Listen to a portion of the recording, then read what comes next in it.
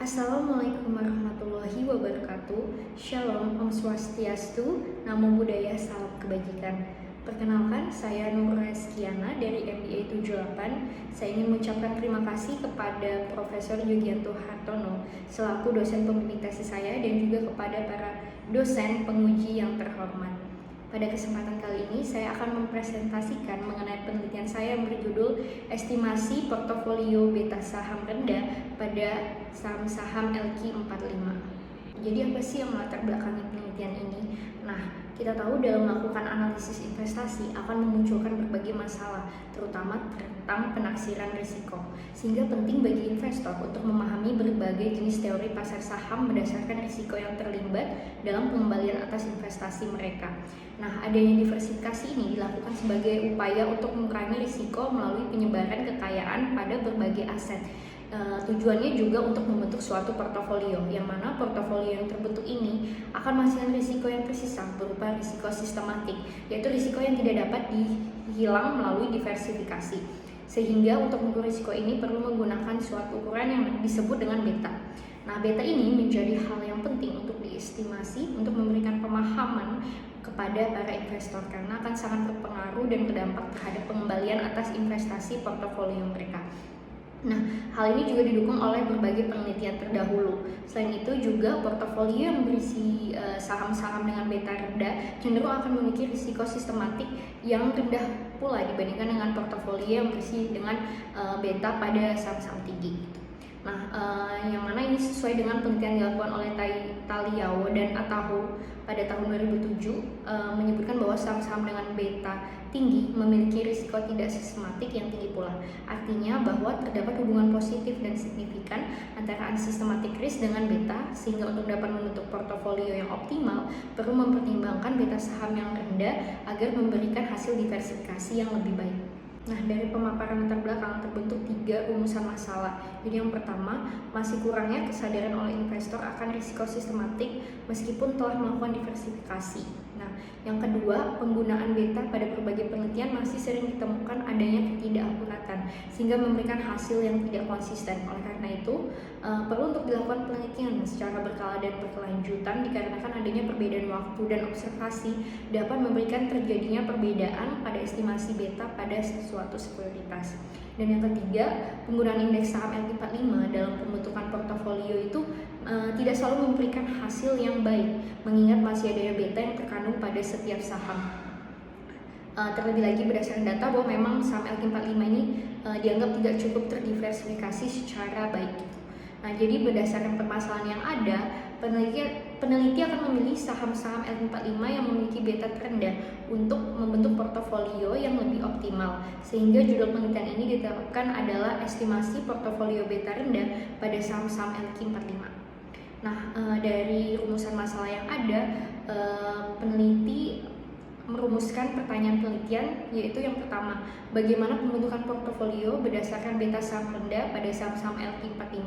Yang kedua, bagaimana kinerja dari portofolio yang terbentuk dari beta saham rendah.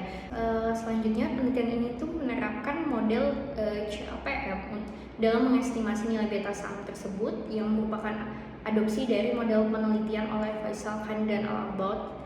Jadi untuk desain penelitian yang digunakan, di sini ada metode deskriptif, yaitu penelitian ini mendeskripsikan mengenai penggunaan beta rendah melalui estimasi beta saham-saham LQ45 menggunakan pendekatan kuantitatif, yaitu menggunakan data harga saham LQ45 dan juga IHSG sebagai benchmark, dan juga ada data cross-seksional. Nah, lalu untuk metode pengumpulan data, jenis data yang digunakan itu adalah data time series dan juga sekunder. Selanjutnya untuk populasi yang digunakan dalam penelitian ini adalah perusahaan-perusahaan yang terdaftar di BI periode 2017 hingga Januari 2022. Nah, dari populasi yang ada, sampel yang dipilih menggunakan teknik purposive sampling, sehingga berdasarkan kriteria tersebut didapatkan sebanyak 27 saham yang digunakan sebagai sampel penelitian. Oke, selanjutnya masuk ke metode analisis data. Jadi ada beberapa tahapan yang dilakukan dalam penelitian ini. Yang pertama ada perhitungan return yang terbagi menjadi 3. Ada perhitungan return saham menggunakan rumus perhitungan return dari data penutupan harga saham LQ45 secara bulanan.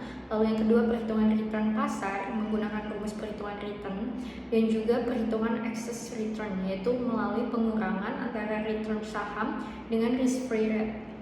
Dan selanjutnya setelah return terhitung, kita akan masuk ke estimasi beta, yang mana estimasi beta ini diawali dengan melakukan perhitungan nilai beta saham terpilih dengan menerapkan konsep CAPM. Di sini kita menggunakan software Excel.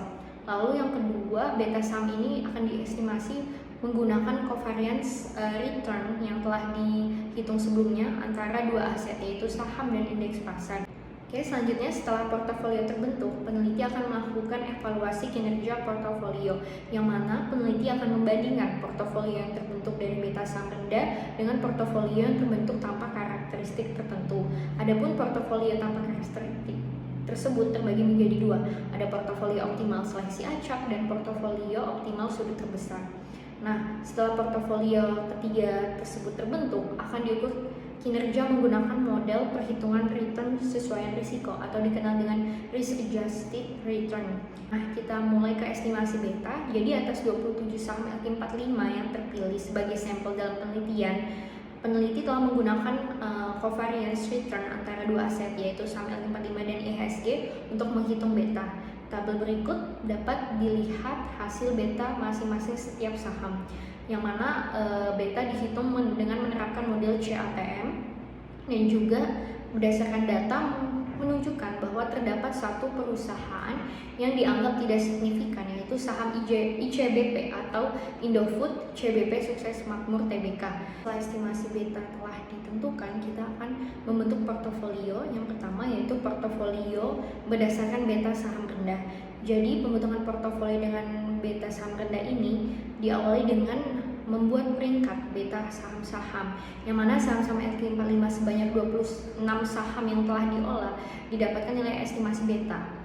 Nah, berdasarkan tabel, risiko sistematik terkecil dimiliki oleh Unilever Indonesia, kemudian diikuti oleh Indofood Sukses Makmur, Kalbe Farma. Sedangkan untuk PP atau perusahaan Persero adalah saham dengan risiko sistematik tertinggi. Nah, hasil estimasi tersebut menunjukkan bahwa terdapat 8 saham dengan nilai beta saham sama dengan atau kurang dari 1. Pembentukan portofolio kedua yaitu portofolio optimal seleksi acak, yang mana portofolionya akan digunakan sebagai pembanding dari portofolio beta saham rendah untuk diukur kinerja portofolionya. Jadi pembentukan portofolio ini mengikuti metode diversifikasi secara random, yang mana efek dari pemilihan aset secara acak terhadap risiko portofolio itu telah diteliti oleh Fama pada tahun 1976. Nah, tahapannya yaitu yang pertama, peneliti akan memilih 15 saham dari 27 saham sampel LQ45 yang diambil secara acak, yang mana alasannya karena portofolio di Indonesia dengan jumlah saham 8 hingga 15 saham ini menunjukkan risiko portofolio sudah mengalami penurunan drastis. Oleh karena itu, peneliti menggunakan jumlah saham maksimum sebesar 15 saham. Nah, selanjutnya proses acak yang dilakukan dengan mengeluarkan beberapa angka random di Excel ini nilainya berkisar dari 1 hingga 27 menggunakan fungsi range between. Nah, berdasarkan hasil proses acak yang telah dilakukan, didapatkan sebanyak 15 saham terawal yang tidak kembar. Selanjutnya, pembentukan portofolio ketiga yaitu portofolio optimal sudut terbesar, yang mana ini juga akan digunakan sebagai pembanding dari kinerja portofolio beta saham rendah. Nah, portofolio yang digunakan dianggap sebagai portofolio yang optimal. Kenapa? Karena kinerja terbaik berada pada sudut terbesar, yang mana sudut terbesar menunjukkan kombinasi return tertinggi dibagi dengan risiko terkecil. Nah, penelitian ini akan menggunakan software Excel dalam menentukan portofolio optimal sudut terbesar yang dirumuskan oleh Hartono pada tahun 2019. Untuk tahapannya, jadi yang pertama menghitung return expectation, lalu juga menghitung deviasi standar dan juga coefficient variation untuk membantu menemukan sudut terbesar. Nah, hasilnya bahwa ditemukan bahwa sudut terbesar ada pada 0,343 yang menunjukkan sudut untuk portofolio optimal. Setelah itu kita menghitung portofolio optimal menggunakan X-in Solver dengan penerapan metode Sharpe. Solver akan menemukan portofolio optimal dengan menghitung proporsi saham-saham yang membentuk portofolio optimal. Nah, berdasarkan hasil pengolahan data, terdapat 3 saham optimal untuk membentuk portofolio sudut terbesar yang dapat kita lihat pada tabel 4.6. Selanjutnya kita masuk ke pengukuran kinerja portofolio, yang mana kinerja portofolio dilakukan dengan membandingkan 3 portofolio yang telah terbentuk, yaitu ada portofolio 1 berisi portofolio yang terdiri dari saham beta rendah, portofolio 2 terdiri dari portofolio yang terdiri dari saham acak, dan juga portofolio 3 berisi dengan saham dengan sudut terbesar, yang mana periode waktu yang digunakan yaitu selama 6 bulan mulai dari Februari hingga Juli 2022. Nah, jadi dapat dilihat ada tabel data bulanan untuk nilai return IHSG, BI report rate, dan juga return portofolio 1, 2, dan 3 berdasarkan nilai aset bersih atau NAB yang telah diolah, yang mana nilai return ini secara lebih lanjut akan diolah untuk mendapatkan jenis-jenis risiko untuk menghitung kinerja dari berbagai metode pengukuran. Oke, selanjutnya kita masuk ke pembahasan. Jadi di sini dapat dilihat pada tabel ada perbandingan pengukuran dari keempat metode. Nah, dapat disimpulkan bahwa kinerja portofolio ini bersifat konsisten di berbagai pengukur yang digunakan. Yang mana portofolio 1 yang berisi aset dengan beta saham rendah mendapatkan ranking pertama di semua metode pengukuran. Nah, dari tabel menjelaskan bahwa pengukur Sharpe ini mengukur risiko sebagai total risiko yang sebenarnya terjadi. Pengukur Trenor mengasumsikan portofolionya adalah optimal. Hasil kinerja dari kedua pengukuran memberikan urutan yang sama untuk ketiga portofolio, sehingga dapat dikatakan bahwa ketiga portofolio tersebut adalah portofolio optimal. Lalu Ermar menunjukkan kinerja portofolio jika portofolionya ini terdiversifikasi sempurna. Nah, dari tabel terlihat bahwa ketiga portofolio ini masih belum terdiversifikasi sempurna, yang mana portofolio 1 mempunyai RVAR sebesar 0,67, dan jika portofolio ini terdiversifikasi sempurna, maka RVAR akan sama dengan nilai Ermar, yaitu sebesar 1,65521. Namun selain itu juga pengukur Ermar ini belum dapat menjelaskan seberapa besar diversifikasi yang harusnya dilakukan oleh portofolio, yang mana dapat dijelaskan oleh Erdif untuk mengukur kinerja kemampuan portofolio menghasilkan return dengan kemampuan diversifikasinya. Nah, portofolio 1 ada portofolio yang terdiri dari beta saham rendah memiliki kemampuan diversifikasi yang lebih baik. Hal ini dikarenakan data yang digunakan adalah data ketika terjadi tren kenaikan inflasi. Melihat fenomena pada latar belakang sebelumnya, terjadi tren kenaikan inflasi, yang mana hasil pengukuran kinerja dari berbagai metode menunjukkan bahwa portofolio 1 adalah yang terbaik karena portofolio yang berisi dengan saham beta rendah ini tidak terlalu terdampak terhadap perubahan pasar. Jadi berdasarkan penelitian terdapat beberapa hal penting yang dapat kita simpulkan. Yang pertama, peneliti memfokuskan relevansi faktor risiko sistematis dan pengukurannya dengan menghitungkan beta saham. Lalu yang kedua, melalui estimasi beta saham yang dihitung, peneliti dapat membentuk portofolio berdasarkan beta saham rendah. Yang ketiga, penelitian ini mengukur kinerja portofolio beta saham rendah yang dibandingkan dengan portofolio tanpa karakteristik tertentu. Di sini menggunakan portofolio optimal seleksi acak dan portofolio optimal sudut terbesar. Nah, hasil kinerjanya untuk semua alat pengukuran yaitu Erval, Ervol, Ermar, dan Erdif menunjukkan konsistensi pada hasil pengukuran. Lalu yang terakhir, penelitian ini juga menunjukkan bahwa portofolio beta rendah adalah portofolio terbaik dibandingkan portofolio lainnya, yang mana kondisi pasar bearish akibat pandemi mengakibatkan portofolio dengan beta rendah tidak terdampak besar ketika terjadi tren pergerakan saham yang cenderung turun. Lalu untuk sarannya bagi investor, peneliti menyarankan kepada investor untuk memasukkan saham LQ45 dengan beta rendah untuk membentuk portofolio pada kondisi ketidakpastian lingkungan seperti saat ini, yang mana portofolio dengan beta rendah ini mampu memberikan kemampuan diversifikasi yang lebih baik, terutama ketika terjadi kenaikan inflasi.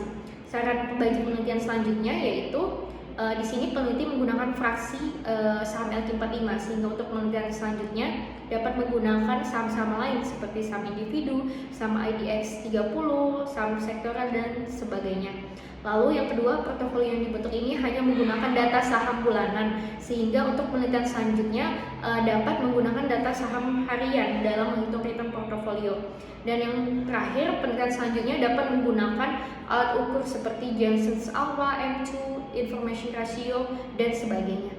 Baik, terima kasih dan sekian dari pemaparan mengenai penelitian saya. Mohon maaf jika ada kesalahan kata. Terima kasih. Assalamualaikum warahmatullahi wabarakatuh.